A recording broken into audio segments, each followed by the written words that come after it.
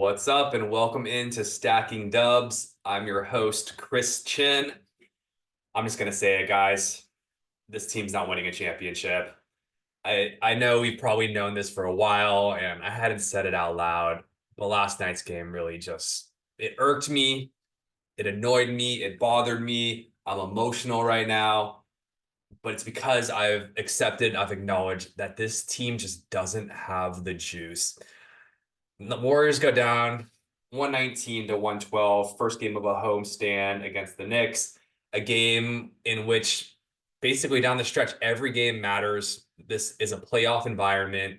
We come back home after a 2-1 road trip against the Knicks, who are missing arguably two of their best three players. Julius Randle's out. OG Anunoby, a late scratch. He's also out, their best defender. Warriors need a win. Everyone's healthy. We're back at home. Got the energy of the home crowd, and we lay an absolute egg. Come out flat. Knicks get up 14 points right out the gate. It's lazy. It's lethargic. It's uninspired. It's not focused. 5 early turnovers. This whole game was basically a double-digit game. Warriors eventually closed the gap to as low as 4. Made a run in that fourth quarter once they dug deep and decided to turn it on a bit. And then Draymond gets a wide open layup breakaway, just fumbles it out of bounds off his foot, had a chance to cut the lead to 2. Lead balloons back to 8 from that point, and we never get any closer than that. Game over. Season hopes not over. But man, this one really does feel like many other losses in this season where this team just doesn't have enough in the tank. It doesn't have enough passion, enough heart. Ironically, the Knicks had the only heart in the game, Josh Hart. And the Warriors just got outworked in this game, which is embarrassing because the Knicks were shorthanded to begin with. They played aforementioned Josh Hart 48 minutes, the entire game in this one. They played Miles McBride, had to look up his first name, never even heard of the guy before this. Played Miles McBride virtually the entire game. And in the fourth quarter, we're getting outworked, we're getting out hustled. Should not happen, cannot happen. Not enough effort, not enough playing with force. I'm just sick of seeing it. It comes in spurts. The Warriors close the half strong, decide to turn up the pressure on defense, decide to get out and run offense. You see why you like this team and why we've had some good wins over the season, but they just can't sustain it. We're going to talk a little bit more about that in a bit. It's just the effort at home this year has been night and day from the road effort. The road Warriors have actually been pretty good. Winning record on the road, great effort, great focus for the most part. Then we come home and we take our foot off the gas pedal. We get complacent, we get unfocused, enter whatever adjective you want that I haven't already said.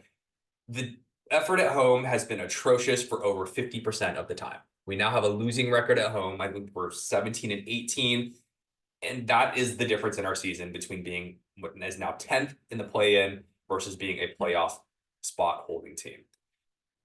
It's been the same exact thing too. It's on defense. The point of attack defender is just getting beat too often. I know Jalen Brunson's great and they have other guys that can get to the hoop, but the point of attack defense gets beat. Off-ball defenders overhelp, especially our small off-ball defenders who aren't going to make a difference if you're helping anyways. Steph Curry, Klay Thompson, Brandon Pajemski, even though you can draw charges, you're overhelping. And sure, it might visually look good to have a body in the lane where you're deterring the offensive player from attacking, but then he just kicks it to your wide open guy you just left. And that's the reason guys like Miles McBride hit 6 3-pointers on their way to a career high 29 points. Do you know how many points Miles McBride averages this season? 6. And he had 6 threes tonight. Could not miss. And sure, usually sometimes it'd be a one-off, but this just happens virtually every other game to the Warriors. This season, the Warriors have played against 14 players who have their season high in points. They played against 10 players who have their career high in points. That's insane. Between the two, and those are all different players too. We're not double counting a season high and a career high. Those are two separate things. 24 players have had basically the best game they've had in at least a year in whatever it's been, 60-something games. Over a third of the time, a player is going to have a career game against the Warriors. That doesn't just happen. It's because the defense isn't good enough. It's because the defense is overhelping and players are getting the best wide open 3-point looks that they're going to get in their career. So I'm sick of it. It has to change. It had gotten better. Once Draymond Green came back, we were playing strong. But this team, again, it's just running out of gas. You're playing Draymond at center for so many minutes. We're going to get into how it's just that's not sustainable. Bob Myers said it, covering the telecast for ESPN. The Warriors are just playing in spurts. They come out flat, then oh gosh, we're down double digits. They turn it on a bit. You see some offensive rebounds. You see a little bit better defense. Teams just kind of miss open shots sometimes. We get a little more aggressive attacking the hoop out of necessity, and then it disappears, and the Warriors just out of gas again. And really, what I think this is, it's just the Warriors are too old and they're too small to be going extended minutes with Draymond at center, even though it's our best lineup. There's a reason why we haven't been able to do it in the past for, over 20 minutes a game, which is what you're asking out of Dre. And the team just runs out of gas. You're asking everybody who's undersized to rebound. We're a great rebounding team, but at what cost? It's really just taken its toll over the course of the season. And that's why the Warriors are playing in spurts of energy, right? Sure, the jump shot, the Warriors are a jump shot team. Sometimes it's gonna fall, sometimes it's not. You're gonna have droughts. I can understand that. But what happens is the Warriors just aren't getting anything easy at the hoop. We've talked about this 100 times. They can't collapse the lane. They can't get in any pressure on the defense. They can't find their own shooters after the other team overhelps. It's just the Warriors give up open shots and they're not generating open shots for their teammates outside of Steph Curry's heroics, which lately he's just been not playing or shooting very well.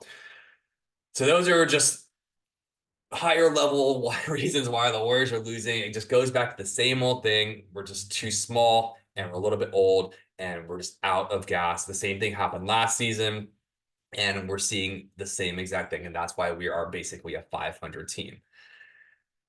Other than just being old and small, it's just the gap in talent. The outside of Steph, the offense just isn't good enough. Jonathan Kuminga's been great. He's overachieved. He's breaking out. He will be great. Someday, maybe he'll be an alpha scorer.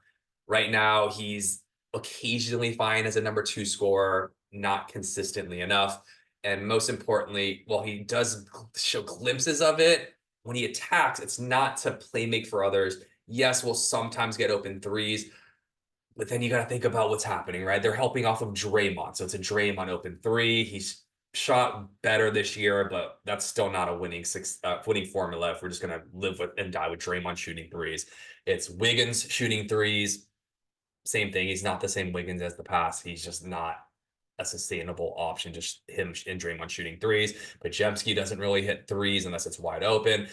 There's not enough shooters around. There's not enough playmakers around. There's not enough dribble creation around. All these things can be fixed with just one more superstar type wing. But we're going to get into that because I just don't know where it comes from. I wish that the Timberwolves didn't take Anthony Edwards and they had instead taken James Wiseman off our hands, off the table. And then at that point, the Warriors, Anthony Edwards, Halliburton, even LaMelo, who went right after at 3, we'll leave him out, but that would at least give you more playmaking, a little more size, another ball handler. James Wiseman ended up being a nothing, obviously, but just to have someone who can attack the hoop and play make like Edwards and Halliburton do. Quick side story, Halliburton recently talked about his workout pre-draft that he had for the Warriors. It just said if the Warriors didn't pick 2 overall, he knows they would have drafted him. Even if they picked 3 or 4, Halliburton had the workout of his life. He said he didn't miss a shot, just absolutely dominated, and really felt strongly that the Warriors could reach for him at 2. Obviously, they didn't, and obviously we all wish that they had.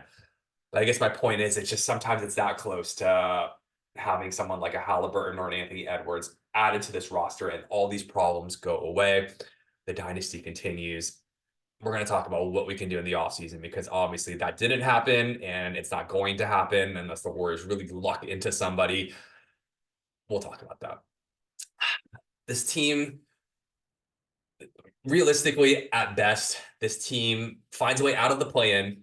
into the playoffs. I mean, worn down after probably having to play 2 games and win them both, maybe both on the road.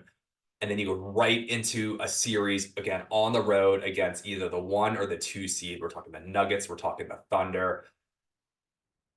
At best, if we're somehow able to knock off either of those teams in a 7-game series, it's just going to take everything out of this team. I just don't see any way that this team can get past a second round series unless they get very, very fortunate with some sort of matchup like the Kings advance. And then we just kind of have the Kings in number in certain ways.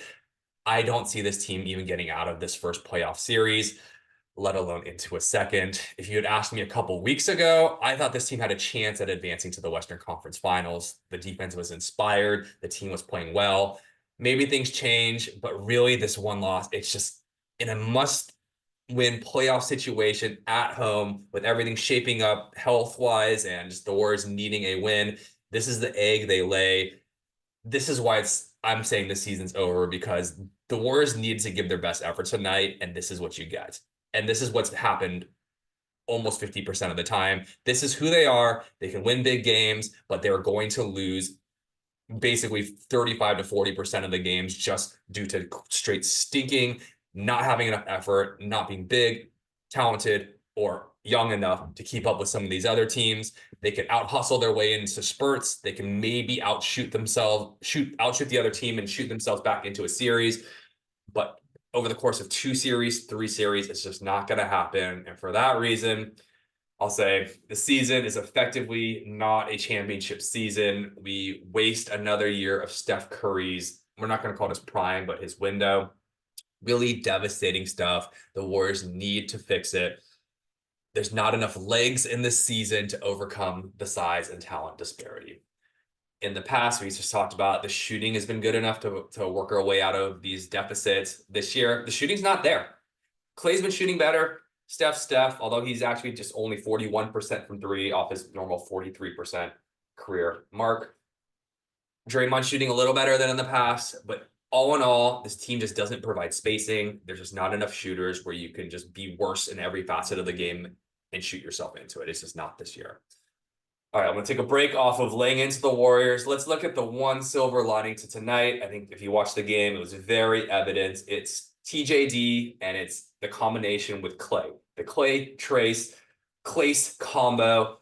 Trace in this one, 19 points, 9 rebounds, 9 of 9 from the field, and had 3 blocks. Far and away the best player on the court for us.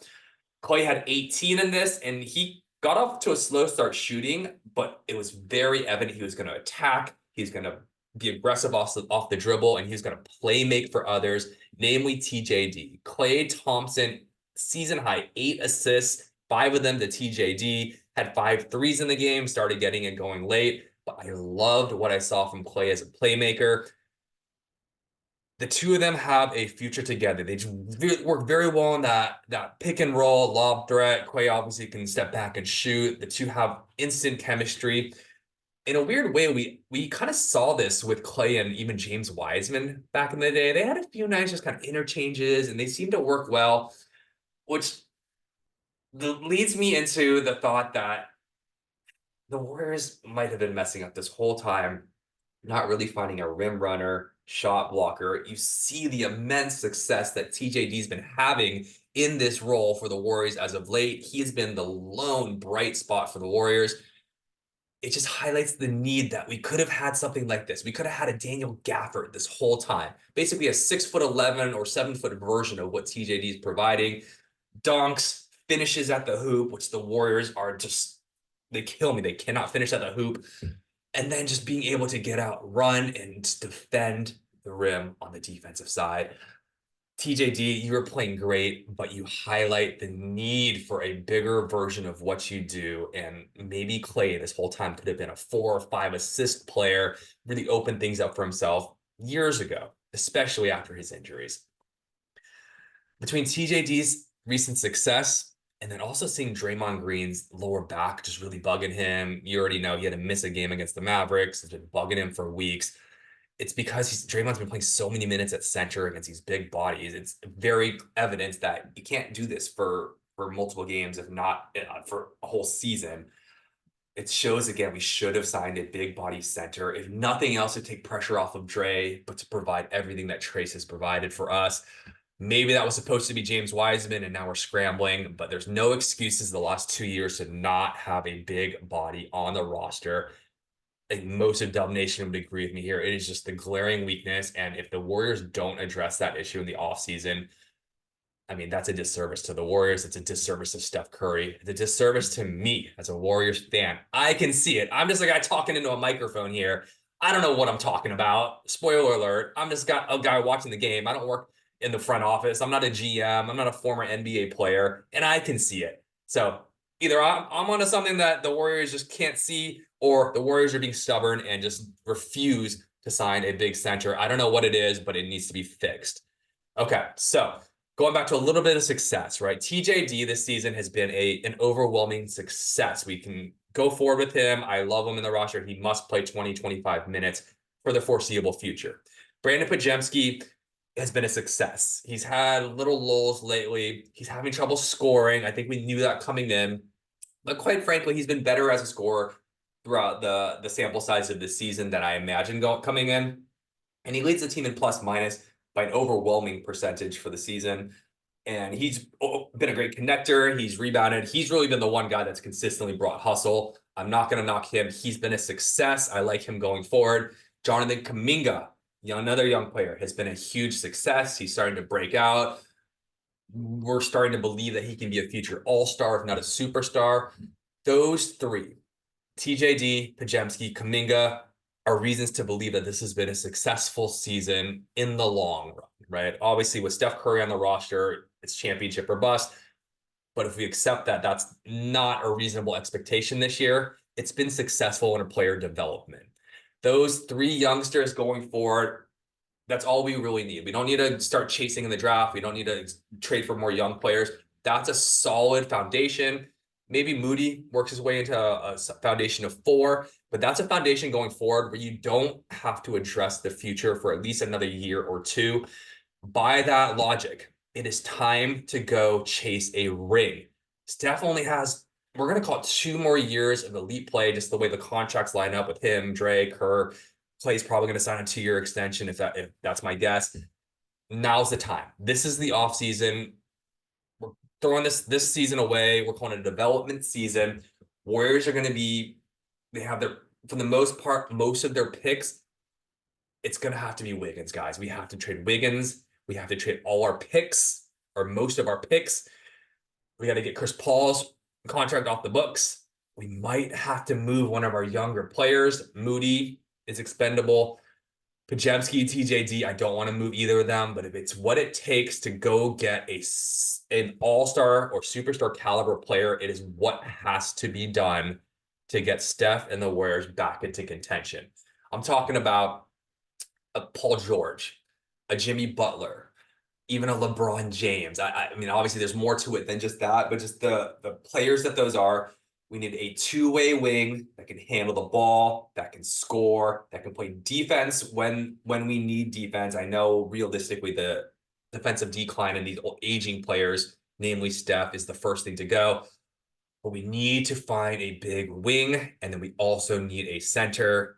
I don't think we're going to get a superstar center at all to fix everything, but those are the 2 things we must address. Maybe this summer at the Olympics, Steve Kerr's coaching. I assume Steph Curry's playing, if not more. That's the time to do a little bit of work. Do a little lip service, do a little flirting. Let everyone know, hey, you have an all-time top 5, top 10 player in Steph Curry that everyone would want to play with. He's ring hunting. We're going to make a push. No more looking to the future. We are going all out to win. Who wants to join us and chase a ring? That's my sales pitch. Logistically, I don't know how feasible it is, but that's what it's going to take to get back into this. The Warriors have to get it done because I am sick of this. It can't be begging for more effort. This is just the best effort you're going to get from the guys. I mean, I could ask for more. I'm not there playing. I'm not the one that has the miles and miles on my legs. I understand that they're giving us their best, but you know what? This team is out of gas. Despite how much depth we have, this team is out of gas and not enough to make up for the talent discrepancy. So there it is, guys. I'm throwing it out there. It's hard to verbalize it, but again, this team is not a championship team. We're moving on. We're turning the page. Let's get through the rest of the season. Maybe get a little run into the play-in. Hope for the best. Maybe we knock off a team and like, oh, we believe Warriors era. Let's knock off the Nuggets and then go from there. All right, guys. Thanks for tuning in. Thanks for stopping by. I know it hasn't been easy. We're gonna bounce back against the Grizzlies at home. And then we have a tough game against the Pacers at home. Win those two, you might find a little bit more chipper version of me. But until then, we got some work to do. Thanks for stopping in today, guys. I've been your host, Chinn. Until next time, peace, love, and stacking dubs.